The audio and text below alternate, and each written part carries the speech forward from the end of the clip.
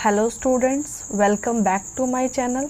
आज हम class 12th का chapter first nature and significance of management में नेक्स्ट टॉपिक कवर करेंगे, जो है नेचर ऑफ मैनेजमेंट।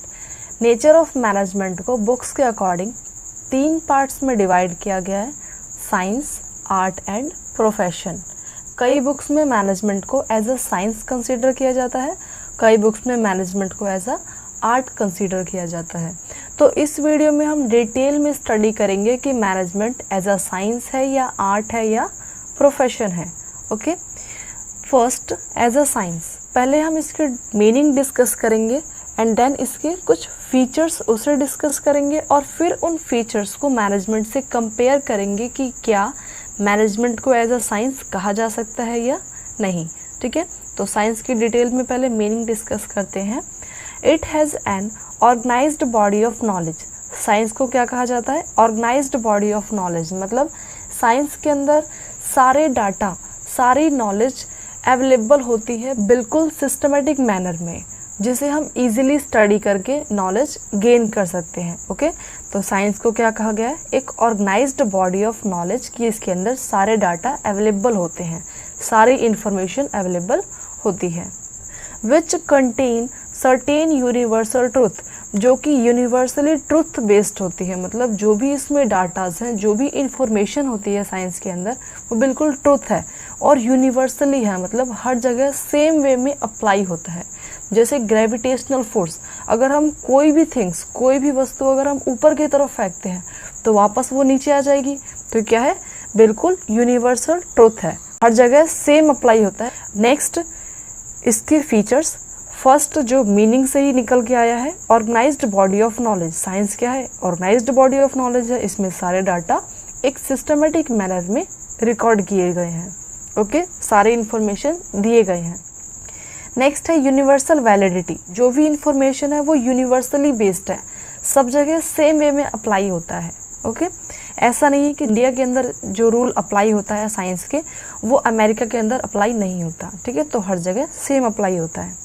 नेक्स्ट है principle based on experimentation. Science के अंदर जो भी प्रिंसिपल्स रिकॉर्ड किए गए हैं, जो भी डाटाज हैं, वो सारे एक्सपेरिमेंट पे बेस्ड है। विदाउट एक्सपेरिमेंट्स कोई भी डाटा रिकॉर्ड नहीं किया जाता।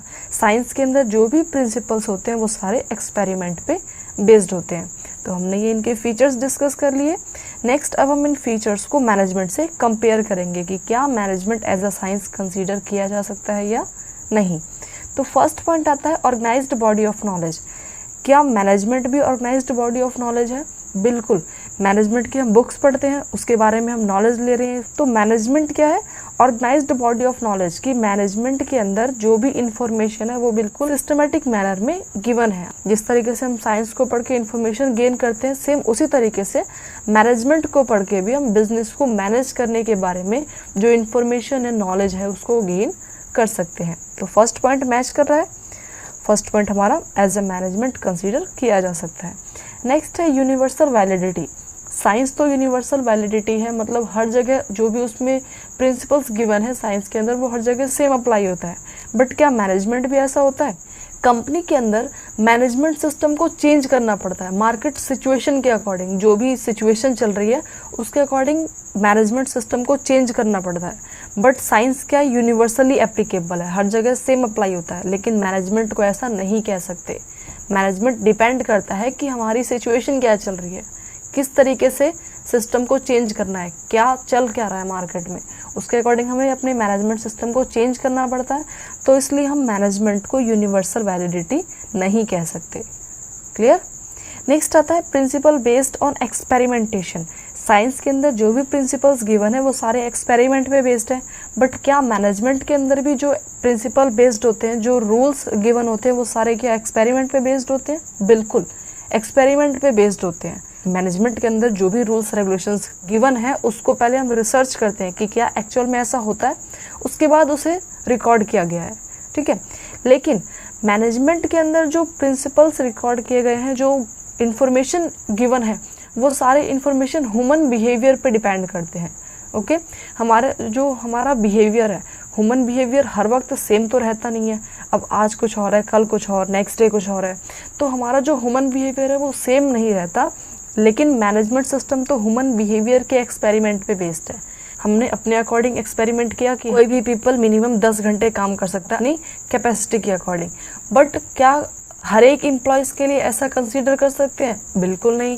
क्या पता कोई एम्प्लॉयज़ अपनी पूरी कैपेसिटी के अकॉर्डिंग 12 घंटे काम कर सकता है, या क्या पता कोई एम्प्लॉयज़ 8 घंटे 6 घंटे काम कर सकता है बस अपनी कैपेसिटी के अकॉर्डिंग। इसलिए ये जो फीचर का पॉइंट है वो हमारा मैनेजमेंट से मैच नहीं करता, ठीक है, क्योंकि मैनेजमेंट के अंदर जो प्रिंसिपल्स रिकॉर्ड किए गए हैं वो ह्यूमन बिहेवियर के एक्सपेरिमेंट के अकॉर्डिंग है, बट साइंस के अंदर जो प्रिंसिपल्स रिकॉर्ड किए गए हैं वो सारे लैब में टेस्टेड हैं, ठीक है, तो ये अप्लाई नहीं होता।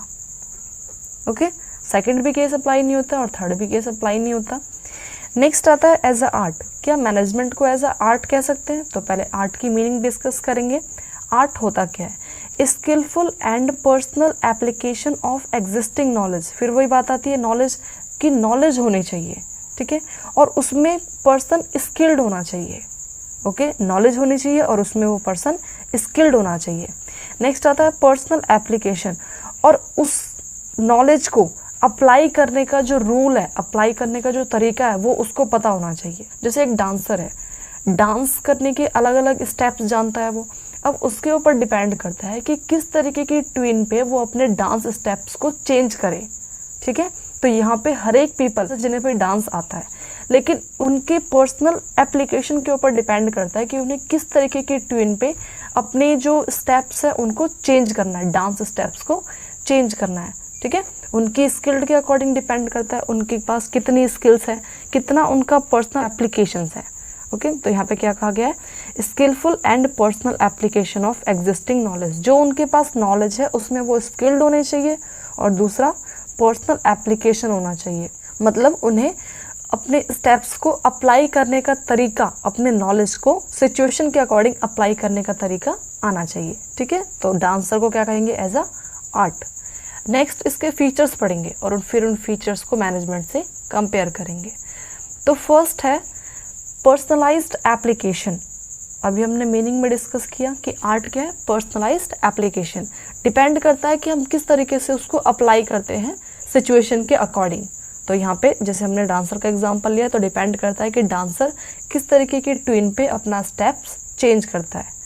ओके, क्या मैनेजमेंट पर्सनलाइज्ड एप्लीकेशन है? बिल्कुल, मैनेजमेंट भी पर्सनलाइज्ड एप्लीकेशन है, क्योंकि डिपेंड करता है एक मैनेजर के ऊपर कि किस तरीके से सिचुएशंस के अकॉर्डिंग अपने मैनेजमेंट सिस्टम को चेंज करता है, ठीक है। तो पर्सनलाइज्ड एप्लीकेशन ये उसके ऊपर डिपेंड करता है, ये उसकी स्किल्ड के ऊपर डिपेंड करता है कि किस तरीके से वो अपनी मैनेजमेंट सिस्टम को चेंज करे और अपने रिस्क को कम से कम करे, ठीक है। नेक्स्ट आता है existence of theoretical knowledge. Art के अंदर थियोरेटिकल नॉलेज होना जरूरी है, तो क्या मैनेजमेंट के अंदर भी थियोरेटिकल नॉलेज होना जरूरी है? बिल्कुल, मैनेजमेंट के अंदर भी थियोरेटिकल नॉलेज होना जरूरी है। हमने अभी साइंस के अंदर पढ़ा ऑर्गेनाइज्ड बॉडी ऑफ नॉलेज, कि मैनेजमेंट के अंदर सिस्टमेटिक वे में सारे डाटा गिवन है। तो यहाँ पे पॉइंट क्या कहा गया? Existing of theoretical knowledge. Management के अंदर भी थियोरेटिकल नॉलेज होती है, जिसको हम पढ़ के इंफॉर्मेशन गेन कर सकते हैं, नॉलेज गेन कर सकते हैं मैनेजमेंट के बारे में। नेक्स्ट आता है based on practice and creativity. Art depend करता है कि हम कितनी प्रैक्टिस करते हैं। जितनी हम प्रैक्टिस करेंगे किसी भी चीज़ की, हमारी जो क्रिएटिविटी है वो इंक्रीज होगी। तो इसी तरीके से मैनेजमेंट, कि जितना ज़्यादा हम मैनेजमेंट में प्रैक्टिस करेंगे, जितना ज़्यादा हम सिचुएशंस को हैंडल करेंगे, उतनी हमारी क्रिएटिविटी बढ़ेगी, उतनी हमारी मैनेजमेंट सिस्टम इम्प्रूव होगा, हमारी कंपनी को प्रॉफिट होगा। तो ये फीचर भी मैच करता है एज अ मैनेजमेंट से। नेक्स्ट आता है एज अ प्रोफेशन। प्रोफेशनल्स का मतलब ही क्या होता है? कि एक स्पेसिफिक नॉलेज हो, एक स्पेसिफिक जॉब हो जो कि दूसरे पर्सन्स में देखने को नहीं मिलती, ठीक है। एक स्पेसिफिक कुछ पर्सन से हट के नॉलेज है, स्किल्ड है कुछ हट के, and that it grow out society, जो हमारी सोसाइटी को ग्रो करे, उनकी नीड्स को फुलफिल करे, ठीक है, फॉर स्पेशल सर्विसेज, और उन्हें बढ़िया सर्विसेज प्रोवाइड करे। लाइक इस डॉक्टर हो गए, इंजीनियर्स हो गए, तो ये क्या है? प्रोफेशनल्स, ठीक है। जैसे लॉयर, तो ये क्या है? प्रोफेशनल्स, जिनके पास एक स्पेशल नॉलेज है, स्किल्स है। मेन मोटिव क्या होता है प्रोफेशनल्स का? स्पेशल सर्विसेज प्रोवाइड करना अपनी सोसाइटी को, ठीक है, उन्हें ग्रो करने के लिए। नेक्स्ट आता है इनके फीचर्स। प्रोफेशन के फीचर्स क्या है? फर्स्ट है well defined body of knowledge. फिर वही बात आती है, बॉडी ऑफ नॉलेज होनी चाहिए। तो प्रोफेशनल्स के अंदर तो स्पेशल बॉडी ऑफ नॉलेज होती है, ये मैनेजमेंट के अंदर भी होती है, मतलब ये पॉइंट मैच कर रहा है हमारा। नेक्स्ट आता है ethical code of conduct. Professionals को कोड ऑफ कंडक्ट फॉलो करने होते हैं, मतलब जो भी रूल्स रेगुलेशंस गिवन है उनको फॉलो करने होते हैं। क्या मैनेजमेंट के अंदर भी ऐसा कंपलसरी है? मैनेजमेंट के अंदर ऐसा कंपलसरी नहीं होता, बट हाँ जो मैनेजमेंट, जो company all India management association के अंदर रजिस्टर्ड होती है, जो का management system all India management association के अंदर रजिस्टर्ड होता है, उसके लिए कंपलसरी है कि वो उनके सारे रूल्स रेगुलेशंस को फॉलो करे। उसी एसोसिएशन के अकॉर्डिंग उन्हें कुछ रूल्स रेगुलेशन प्रोवाइड किए जाएंगे और उन्हें वो रूल्स रेगुलेशन फॉलो करने होते हैं। तो इसलिए हम ये कह नहीं सकते कि कोड ऑफ कंडक्ट को फॉलो करना मैनेजमेंट के लिए ज़रूरी है। ठीक है, तो ये पॉइंट फॉलो नहीं होता मैनेजमेंट के लिए, क्योंकि जो कंपनी रजिस्टर्ड होगी ओनली उन्हीं को फॉलो करना है रूल्स रेगुलेशन। बट अभी तक ऐसा कोई कंपल्सरी नोटिस नहीं है कि सभी कंपनी को ऑल इंडिया मैनेजमेंट एसोसिएशन के अंदर रजिस्टर्ड होना है। ठीक है, नेक्स्ट आता है रिस्ट्रिक्टेड एंट्री। प्रोफेशनल्स के लिए रिस्ट्रिक्टेड एंट्री होती है। अब रिस्ट्रिक्टेड एंट्री का मतलब क्या होता है? कोई भी प्रोफेशनल्स अपने स्किल्स को अचीव करने के लिए उसे पहले एक एंट्रेंस एग्जाम क्लियर करना पड़ता है, उसके बाद ही वो आगे बढ़ता है। ठीक है, बट क्या मैनेजमेंट में ऐसा होता है? नहीं, मैनेजमेंट के अंदर ऐसा नहीं होता, अब तक ऐसा नहीं है, बट इन फ्यूचर में हो सकता है कि हो, क्योंकि इस टाइम पे भी कई ऑनर अपनी कंपनी के अंदर MBA वाले स्टूडेंट्स को ही एज अ मैनेजर अपॉइंट करते हैं। ठीक है, तो हो सकता है इन फ्यूचर में कि ओनली MBA स्टूडेंट्स को एज अ मैनेजर अपॉइंट किया जाए, तो MBA क्या हो जाएगा उनके लिए? एक रिस्ट्रिक्टेड एंट्री हो जाएगी। जिसने MBA कर रखा होगा ओनली उसी को मैनेजमेंट की जॉब मिलेगी। बट अब तक ऐसा कोई रिस्ट्रिक्टेड एंट्री नहीं है मैनेजमेंट में। हो सकता है कि किसी पीपल की वर्क करने की जो कैपेसिटी है वो बहुत अच्छी है, उसके कारण ऑनर ने खुश होकर उसे एज अ मैनेजर अपॉइंट कर लिया। ठीक है, या फिर वो काफ़ी सालों से वर्क कर रहा है कंपनी के अंदर और कंपनी ने उसे एज अ मैनेजर अपॉइंट कर लिया। ठीक है, तो अभी तक ऐसा कुछ रिस्ट्रिक्टेड एंट्री मैनेजर के लिए नहीं है। Next service motive.